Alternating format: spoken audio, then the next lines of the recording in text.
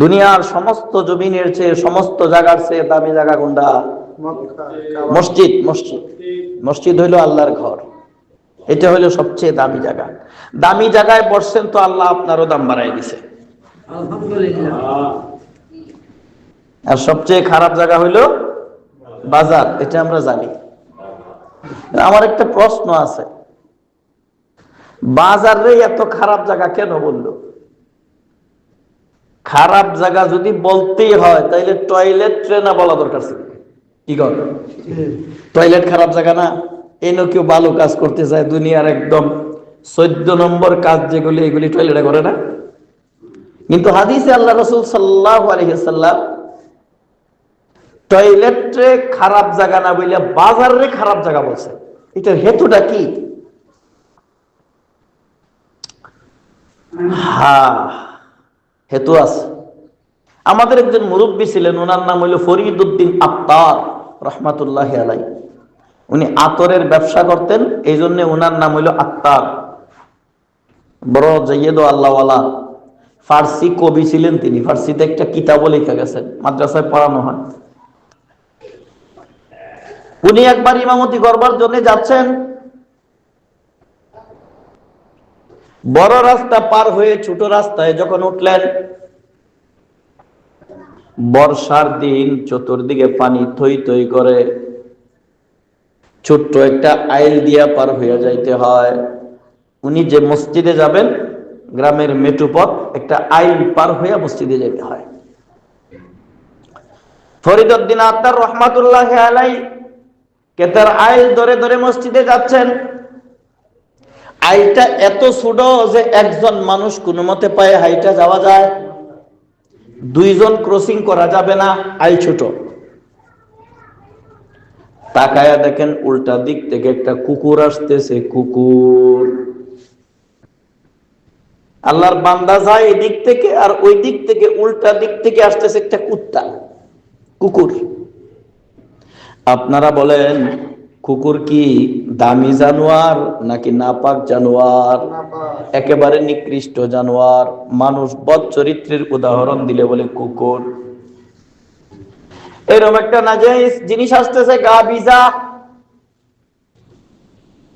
ভিজা কুকুর যদি গায়ে লাগে তাহলে নাপাক হয়, এটা মনে রাখবেন মাসালা। গা ভিজা, বর্ষা গাইলা দিন। ফরিদ উদ্দিন আত্তার রহমাতুল্লাহ আলাইহি তাকায় দেখেন কুকুর যেভাবে আসতেছে, দুইজনের রাস্তা ক্রসিং করতে পারবো না। একজনকে পানিতে নামতে হবে, খেতে নামতে হবে। একজন নামলে আর একজন যাওয়া যাবে। যদি আমি নামি কুকুর যাইতে পারবে, কুকুর নামলে আমি যাইতে পারবো, কিন্তু দুইজন একসাথে পরস্পরের রাস্তা ক্রসিং করা সম্ভব না। ফরিদ উদ্দিন আত্তার রহমাতুল্লাহ আলাইহি কুকুররে ডাক দিয়া বলে, ওরে কুকুর, রাস্তাটা একটু ছাড়, নিচে নাম। নামাজের সময় হয়ে গেছে, আমি মসজিদে যাব, ইমামতি করতে হবে। বুঝার বিষয়, কুত্তার লগে কথা কয়। আল্লাহু আকবার। কুকুরে ডাক দিয়া বলে, ফরিদ তুমি নামো।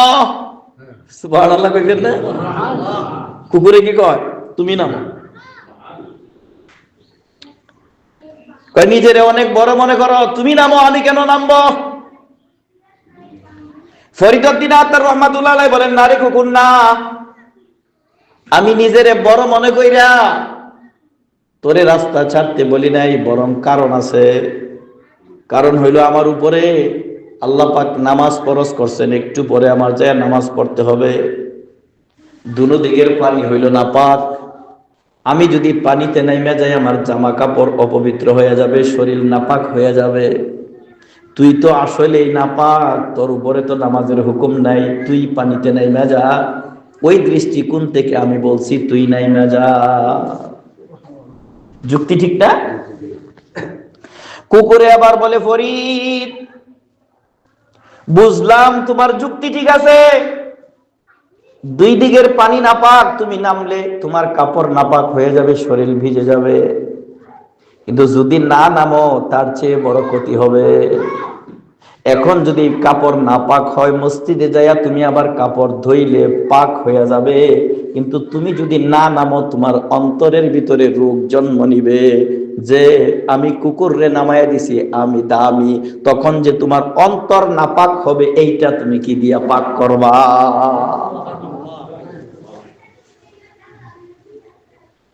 হ্যাঁ, টয়লেটে গেলে কারো অন্তর নাপাক হয় না,